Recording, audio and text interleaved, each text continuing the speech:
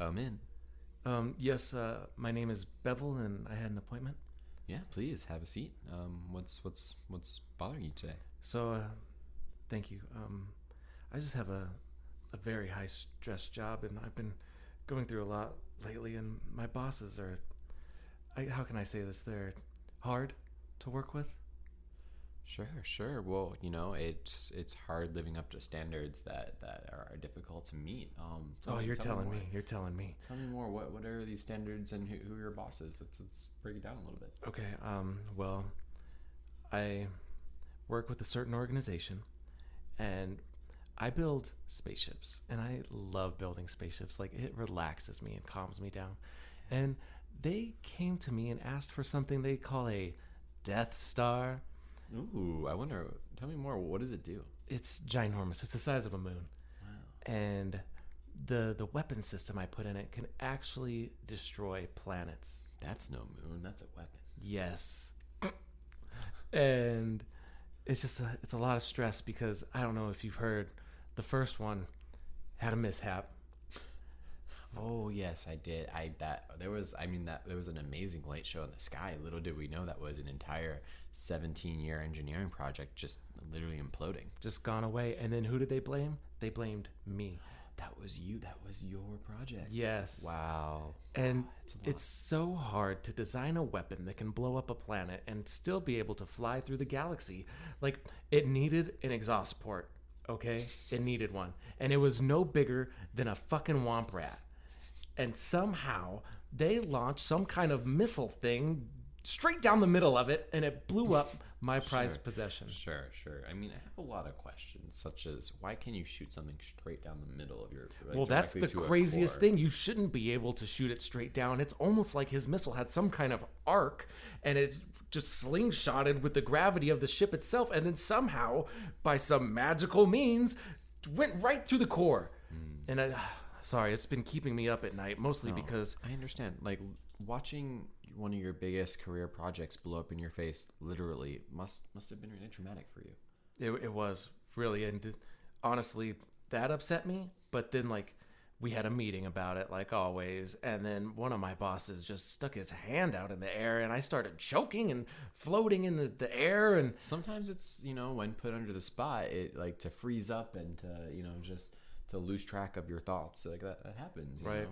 Or are you talking about literal choking? I thought he was literally choking me. It felt like someone's hand was on my throat, but I was... No, that was probably a panic attack. You're under a lot of stress. You're right. And, I really doubt that some kind of wizard was like choking you through the air. Yeah, these things don't happen, right? No, absolutely. Okay. Not where I'm from. It could have just been stress. Yeah. But okay, there is good news. We are building a second one. Oh, good. Yeah. So you're altering the plan this time, right? It definitely doesn't have any of the same design flaws or just like the same general shape or anything like that. Right.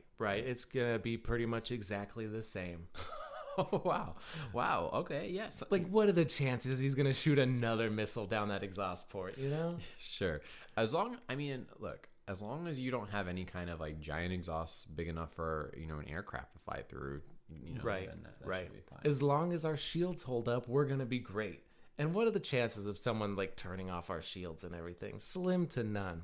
And then fun fact, Doctor, a lot of the funding actually had to get moved around for the shielding and everything. So like, we actually didn't install any handrails anywhere. Like, where you think a handrail should go, there isn't one. So the poor workers just have to stand there basically to a bottomless pit.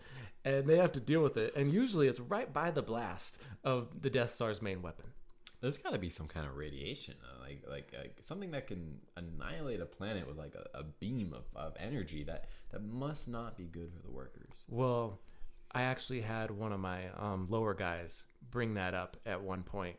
And it had to have been the craziest thing where we were standing. Apparently, an electrical wire right next to the Emperor himself must have broke clean in half because electricity and almost looked like lightning just started shooting from around his hand area.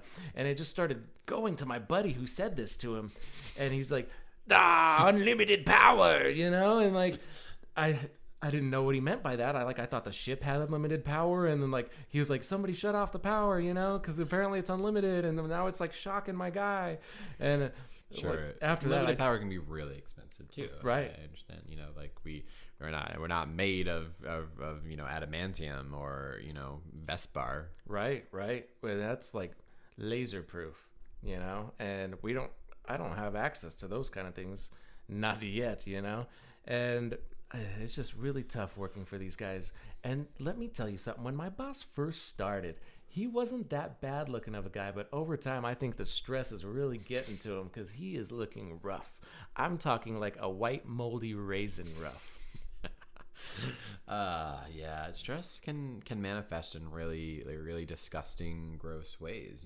Like Right. whether you talked about before with you choking up. How are you managing your stress at work? Where do you work again? On the Deathstar. On the Deathstar, right? Yeah, Okay. yeah. How do they have recreational facilities in there? Well, I wanted to bring that up, to boost morale for the people, but it didn't take so well. All of that money actually had to go into like this pod thing that Lord Vader can take his helmet off in because the whole area needs to be sanitized. And a good 99% of our funds for extracurricular activities went to this pod for some reason. But Lord Vader he's a good guy, like he's the only one who knows how to destroy the second Death Star. And it would take some kind of crazy thing where like you pick up some guy who's shooting lightning from his hands and throw him down the same tube, like what are the chances of that happening? Absolutely, especially after the first Death Star blowing up. I think you're in the clear, my friend. Right. I don't see it happening at all. Oh, but man, there's just the stress, constant war. Like one time a guy sneezed and Lord Vader came out of nowhere and he said, "You're part of the Rebel Alliance." And like, no, he's not, man. He just sneezed, and then like he choked him to death. Sure. Sometimes you can be very scared and schizophrenic and just like concerned a lot about and have suspicions about your coworkers in a really high stress environment. And so let's talk about some exercises that you can do to stop. So, your boss says, "Hey, we're going to need to shut everything down." What do you say? Ooh. What do you do? Ooh. That's a tough one. I don't know. I've never had to shut everything down before. Can you? Is there like just a power down switch? But it's really hard to get to. Like it's like a super thin, narrow platform. You'd have to have the agility of some kind of superhuman to get over there, and then you have to walk around, no handrails, of course, again, to this manual switch that you have to pull. And 9 times out of 10, you're gonna fall and die. Like these things happen. I don't like to build up the ego of my clients, but I just really feel like you've thought of everything. I really try to, and I've only got yelled at one time because Lord Vader again needed room for his paperweight, he called it, and it's really a Gungan frozen in carbonite. It's really weird, and every so often, like probably once a week, you can hear him unthaw the carbonite, and then you hear noises coming from there, like, "Oh, Annie, it's you!" And then like you hear him like beating up this thing, He's like, "Annie, no!" And then bam, gets frozen in carbonite again. You wouldn't believe the cost of the power bill freezing and thawing out somebody in carbonite all the time. You're right. I don't believe that. I think that's a manifestation of your stress and imagination. Oh my God, you think I'm making it up? Absolutely. We haven't seen a Gungan since, that one convinced the entire Galactic Senate to give up democracy. Right, and then there was the slaughter afterwards. Yeah, and, these things happen. That's true. These things do happen. Things do happen. Like, what a terrible creature, the Gungans, Like, talk about a waste of everyone's time. Literally. Literally. Okay, listen. All right, so what I want you to do, I'm going to prescribe a couple different, first off, some mental exercises, just activities I want you to do when your boss is in front of you looking like a pale raisin. Okay. I want you to imagine him not wearing any pants. Right? He's not so scary anymore, is he? No, he's still terrifying. Actually, I don't know if he wears pants right now. He always has like these long flowing black robes on. Like the guy only wears black. And then he forces the rest of us to only wear black. One time I bought a red shirt and was immediately choked by Lord Vader, and he took that shirt. There is a culture of violence at your work that I'm very, very concerned about. Absolutely, but are there any kind of corporate on this planet, I know, because we're not working being in space, sometimes you get to skip some of the human resource like policies that are on the different like planets and star systems. But is there any like laws that protect the workers, on the Death Star? Absolutely not. Actually, I had to lie on one of the rooms that I built. Outside is a placard that says HR. But then when you walk inside, it's actually an ejector pod. So you close the door and it shoots you out into space.